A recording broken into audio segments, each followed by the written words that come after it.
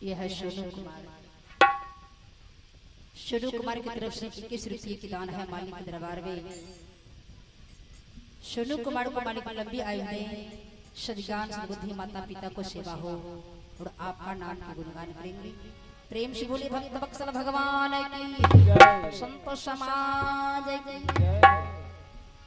ऐसे पत्नी को धर्म पत्नी कहा जाता है, उसे लक्ष्मी को दर्जा दिया गया है। जो अपने घर को, इस घर को और यह घर को स्वर्ग बना लेती है। स्वर्ग ऊपर नहीं है, नीचे है। अगर चाहेगी तो आप स्वर्ग बना सकते हैं और चाहे तो नरक बना सकते हैं।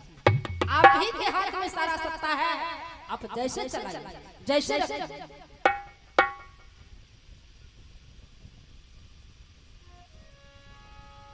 अपने पति को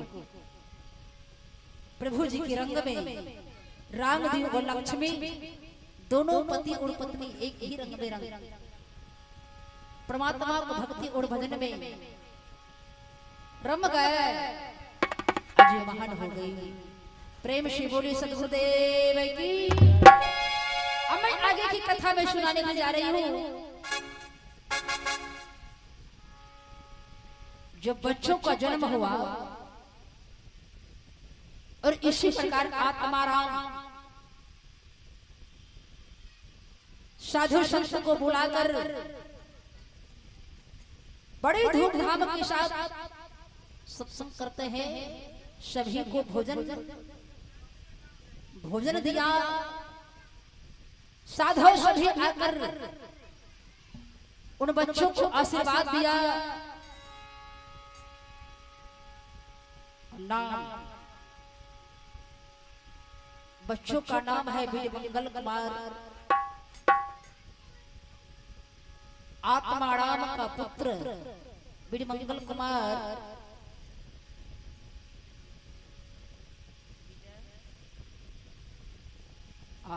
ये है विजय कुमार। माता जी की तरफ से 20 रुपये की दान है मालिक दरबार में।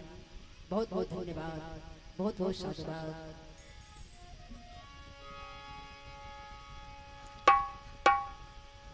साधु संत आशीर्वाद देकर बीरमंगल को प्रस्थान करते हैं। इधर अंती देवी अपने पुत्र की गोद में लेकर बाहों में झुलाती है, क्योंकि चौथा ही पन में पुत्र मिला है। ये जो काला केश था ना, ये भी पक गया। 50 साल की उम्र में बच्चों का जन्म दिया अंती देवी। कितनी ललायत थी पुत्र के लिए। अब अपने बेटे को बाहों में लेकर झुलाती है। कितनी दुलार प्यार करती है। कभी कभी ये गालों में, कभी होठ में, कभी मस्तक में चुम्मा चाटी लेती है। भगवान हिमालय आप धन्य है प्रभु जी, जो आज मेरे जीवन का एक रखवार ने दिया है। मेरे लाल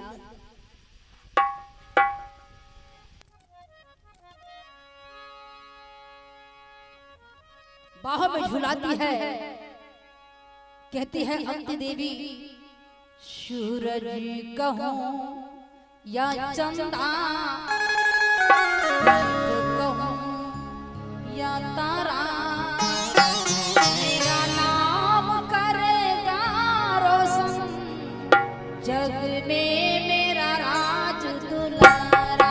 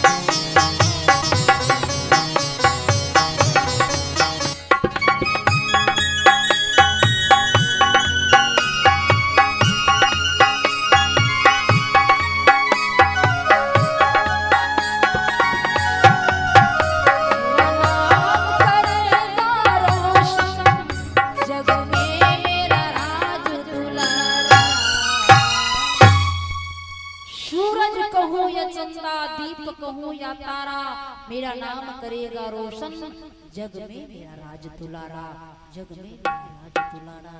कितने दुलार प्यार कर रही है अपने पुत्र को, क्योंकि 50 साल के बाद मिला है। ललाज थी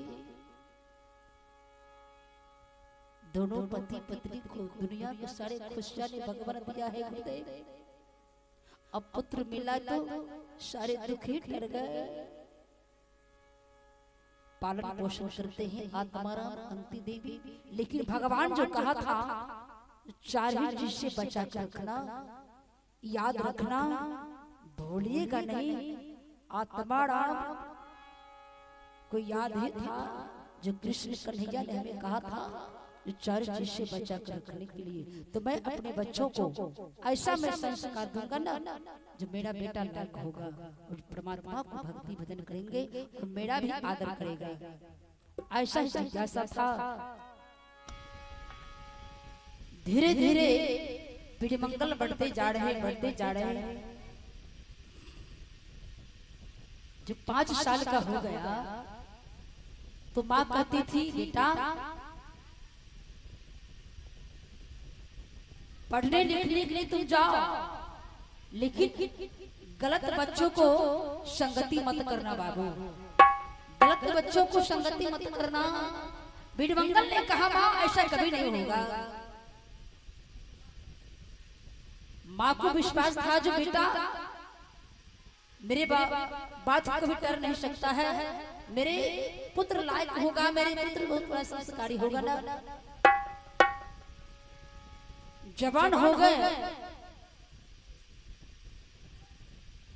जब छोटा था तो बीरमंगल कहीं नहीं जाया करते थे अपने माँ बाप को, जैसे भगवान रामचंद्र जी शिवाय में उठते थे, बिछावन पर से जगते थे रामचंद्र जी, तो पहले अपने माता और पिता के चरण में जाकर सर झुकाकर बंदगी बजाया करते थे रामचंद्र जी। फिर गुरु महाराज थे वशिष्ठ मुनि, और उनके चरणों में जाकर सिर झुकाकर प्रणाम क्या करते थे रामचंद्र जी, जो आज दुनिया में उनका नाम ही चलता है, तीनों लोकों में महान है। रामायण में लिखे हैं गोस्वामी जी,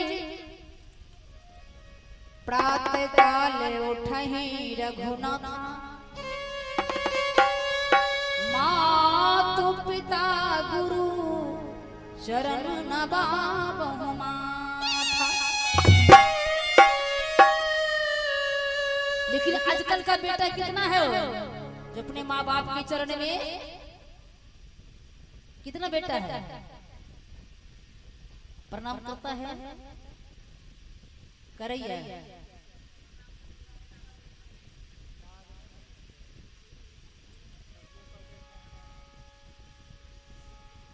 रामचंद्र जी माँ बाप को प्रणाम करे। अरे तुम रामचंद्र जी बुढ़बक रहे प्रणाम करे। आजकल के बेटा थोड़ो बुढ़बक छे, होशियार छे। दिख जा, जिस माता और पिता ने जन्म दिया है, पाल पोस कर बड़ा किया है,